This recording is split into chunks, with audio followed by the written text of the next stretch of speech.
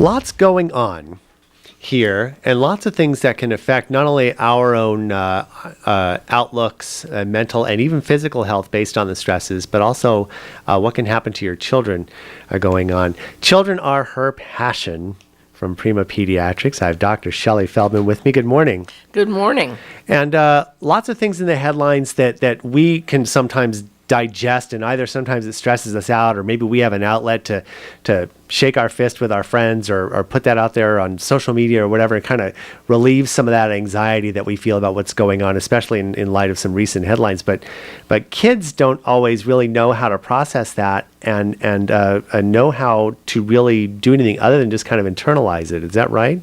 Absolutely, they don't. The biggest problem is to the extent that the children will model their parents' behavior. So if the parents get upset, the children will be upset. But more importantly, the real issue is how do you give that kind of information to young children, and how do you monitor their response? And that's a difficult problem for most parents today. But more importantly than that is that there are so many guns in so many homes, so that they hear about these shootings and these kids think, oh, we have a gun in our house. Somebody going to shoot me? Statistically, they say 1 in 3 households with children have guns. Give you a perfect example. This past week, in my own practice, one of my patients came in for a well check, okay? Part of our well check is to ask about whether there are guns in the house. It was particularly impressive to me because this is a young man who has had psychological problems in the past, and who is on significant psychiatric medication, and who has had several episodes where he has said he wanted to die. So I asked his mother, as part of our routine questionnaire, are there any guns in the house? And she said, no. And he looked at her and said, yes, there are, Mom.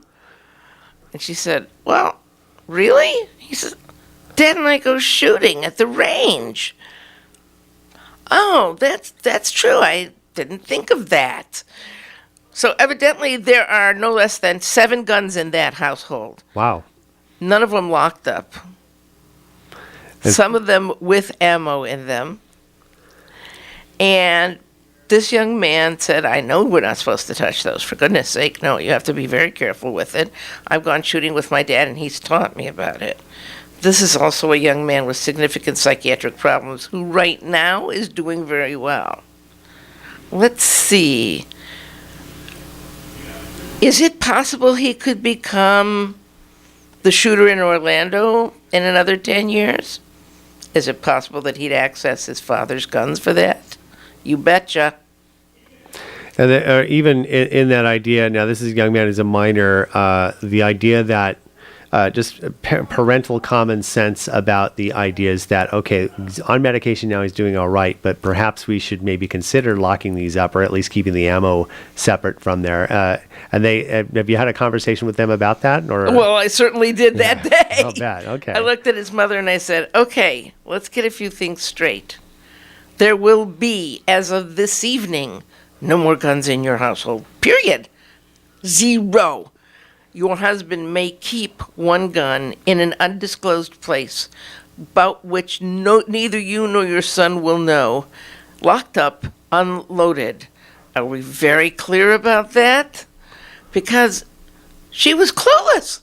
This mother was completely clueless. And still, we're talking whether or not there's something that acts out in a quote-unquote active shooter situation, or even this young man who is under psychiatric care turns it around on himself. That's still, either way, that could be a danger to the household and to himself or to others around him. Although everybody gets shocked by things like Orlando and Newtown and all the other shootings that unfortunately have become commonplace in today's age, still, the greatest number of children shot are in the home by either a member of their family or a friend, accidentally. Easy access to loaded weapons. That's right. It's not to say you can't have them, but make sure that you just have common sense about where they go and and especially if your children are under some sort of psychological evaluation. Now, I will tell you, the Academy of Pediatrics says that you're supposed to tell parents there should be no guns in the house. Well, I don't think that that's realistic, personally speaking, because I know the situations of so many thousands of kids over so many years. I do think that the rule should be that if you are going to have a weapon in your house, and certainly parents who are police officers have to, they don't have a choice, then those weapons have to be kept unlocked, locked up, unloaded, and high enough, far away in an area where you at least think your kids won't know. By the way, they did a survey of kids ages 6 to 8 years old whose parents said, our kids have no idea where we keep our gun. And 80% knew where it was. Wow. So, well, if you're not home and kids get bored with the video games and everything else, they start looking around. Trust me, I was a kid once. I want to talk also about other anxiety, other things in the news, real or imagined, about some of the laws regarding transgenders and bathrooms and things like that. How is that impacting children? Well, it's impacting in a major way, and I actually think that, personally speaking, I believe the entire thing is a bunch of nonsense. Common sense tells us that if a person wants to be a boy, they will dress and look like a boy. The same will be true for a girl. If you look like a boy, then you should be going to the boys' bathroom. If you look like a girl, then you should be going to the girls' bathroom. And if you are a boy that wants to be a girl and looks like a girl, then you make certain when you do your business, you do it in a stall in privacy. The same is true for a girl who wishes to be a boy. If they don't have a boy's apparatus yet, then they go into a stall and do things in privacy. Privacy is the essence here. Why should there be any laws made at all? That's ridiculous. If you look like a girl, then don't go into the boys' bathroom. If you look like a boy, then don't go into the girls' bathroom. Plain and simple. It's easy. There should be no issue whatsoever. Exactly. We're talking with Dr. Shelly Feldman from Prima Pediatrics. From a pediatric point of view, a professional point of view of how some of these topical events, recent events, are affecting our children.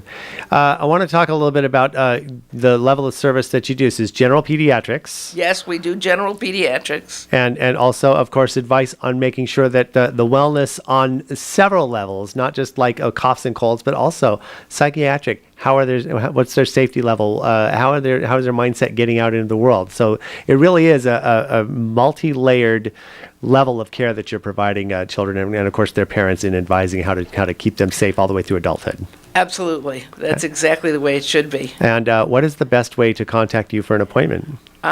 You can call us at 661-424-9000, or you can go to our website, which is www.primapediatrics.net. Now, don't go to .com because you'll end up in Rhode Island. Nobody wants to go to Rhode Island. Prima, P-R-I-M-A, pediatrics.net. Dr. Shelly Feldman, always exciting, always informative, and always insightful. Thank you so much for stopping by. My pleasure.